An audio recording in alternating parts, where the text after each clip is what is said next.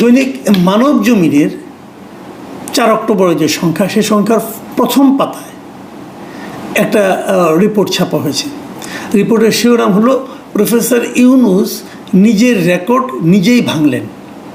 এটা দেখে আমি একটু আমার কাছে খুব ইন্টারেস্ট ফিল করেছি। আমি কী লেখা হয়েছে, কি নিজের কোন রেকর্ড উনি ভাঙলেন।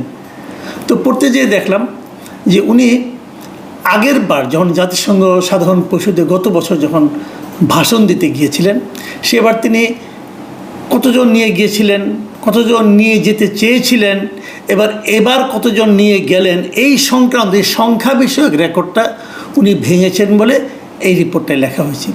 তো আমার হল রিপোর্টে কে লিখেছেন, তো শুরুতে কিছু লেখাটাকে নেই, শেষে দেখলাম লেখা মচৌ জিনিসটা কি। আমি ধারণা করি এটা এই পত্রিকার যিনি সম্পাদক মিস্টার মতিউর রহমান চৌধুরী, উনিই হবেন হয়তোবা, কারণ এভাবে সাধারণত রিপোর্ট ছাপা হয় না। শুরুতে নাম লেখা থাকে, অথবা স্টাফ রিপোর্টার থাকে, অথবা কিছু একটা থাকে, শেষে আবার চৌ লেখা। তার মানে আমি ধরে নিচ্ছি এটা মতিউর রহমান চৌধুরীর লেখা। যদি না হয়ে থাকে আমাকে ক্ষমা করবেন। তো তারপরেও আমি এই রিপোর্টটার সম্পর্কে একটু কথা বলতে চাই। এই রিপোর্টে কি আছে বলা হয়েছে যে গতবার উনি প্রথমে বলেছিলেন যে 8 জন নিয়ে যাবেন, পরে গিয়েছিলেন 57 জনকে নিয়ে। এবার তিনি উনার আগের রেকর্ডটা ভেঙে 104 জনকে নিয়ে গেছেন, এবং এই 104 জনের মধ্যে কারা কারা ছিলেন সেই ব্যাপারে উনি ডিটেল এই রিপোর্টে লেখা হয়েছে। এটা আমি ডিটেলে গেলাম না এই কারণে যে আমি নিজেও এটা নিয়ে রিপোর্ট করি, আমি নিজেও এখানে একটা কন্টেন্ট করেছি, এবং সেখানে আমি ব্রেকআপ দিয়ে দিয়েছি যে কোন ক্যাটাগরিতে কে কে গিয়েছেন, নামটামও বলেছি, কাজে ওটা নিয়ে আমি আর যাচ্ছি না।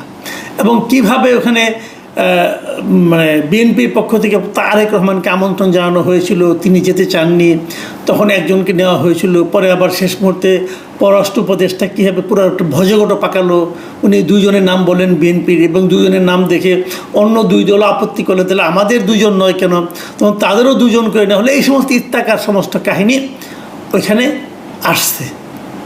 কিন্তু এগুলো আমার কাছে মনে হয়েছে যে যদিও আর্টিকেলটার শিরোনাম যেটা ছিল তার সঙ্গে এই বিষয়গুলো কিন্তু মিলে যায়, কিন্তু এই রিপোর্টের শেষ দিকে এসে যে কথাগুলি বলা হয়েছে সেটা হলো কিছু দুর্নীতির কথা বলা হয়েছে। এবং আমার যেটা মনে হয়েছে, এই রিপোর্টটা যদিও শিরোনামে যাই থাকুক না কেন, এই যে দুর্নীতির যে বিষয়গুলো, এই বিষয়গুলি আসলে এখানে সবচেয়ে গুরুত্বপূর্ণ। এই রিপোর্টের শেষ দিকে কিন্তু উনি বলেছেন যে এতগুলি লোককে নিয়ে, শেষ দিকে না আগের দিকে বলেছেন এতগুলি লোককে নিয়ে গিয়েছে, তারপরে নিউ ইয়র্কে বিক্ষোভ হয়েছে, ডিম বৃষ্টি হয়েছে, সেগুলিও উল্লেখ করেছেন। কিন্তু এগুলো উল্লেখ করার পরেও আমার কাছে মনে হয়েছে শেষের দিকে যে কথাগুলি বলা হয়েছে দুর্নীতি নিয়ে, সেগুলি মূল বিষয়। আমি ওই দুর্নীতির পার্টটুকু আপনার সঙ্গে একটু শেয়ার করতে চাই। যেমন আমি বরং পড়েই শোনাই। উনি এক জায়গায় লিখেছেন শেষ দিকে এসে যে প্রফেসর ইউনূস হয়তো জানেন না আজকাল আলোচনার টেবিলে রাষ্ট্রীয় অতিথি ভবনের নামও যুক্ত হচ্ছে। চায়ের টেবিলে বিভিন্ন জনের, বিভিন্ন সংশ্লিষ্ট বিভিন্ন ব্যক্তিবর্গের আলোচনায় রাষ্ট্রীয় অতিথি ভবন যমুনার নাম নেওয়া হচ্ছে। কী প্রসঙ্গে নেওয়া হচ্ছে সেটা উনি আরেকটু ডিটেল করেছেন। উনি লিখেছেন, অতি সম্প্রতি একটি সরকারি সংস্থার শীর্ষ পদে নিয়োগ দানের জন্য 80 কোটি টাকা দাম উঠেছে। এই জায়গাটুকু আপনারা প্লিজ খেয়াল করবেন। একটা শীর্ষ পদে নিয়োগের জন্য 80 কোটি টাকা দাম উঠেছে। বলা হয়েছে এই নিয়োগ সম্পন্ন হলে একটি বিশেষ স্থানে যাবে 40 কোটি, বাকি 40 কোটি পাবে তৃতীয় পক্ষ। আর যাকে নিয়োগ দেওয়া হবে তার কিছুই করতে হবে না, শুধু বাণিজ্যের কারসাজিতে সায় দিয়ে যাবেন বিনা দ্বিধায়। প্রশাসনিক ক্যাডারের ওই শীর্ষ কর্মকর্তা শেষ পর্যন্ত এই প্রস্তাবে রাজি হননি আখেরের কথা ভেবে। পরবর্তী সময় যখন আসবে, সরকার পরিবর্তন হবে, তখন কি হবে এই কথা ভেবে উনি রাজি হননি।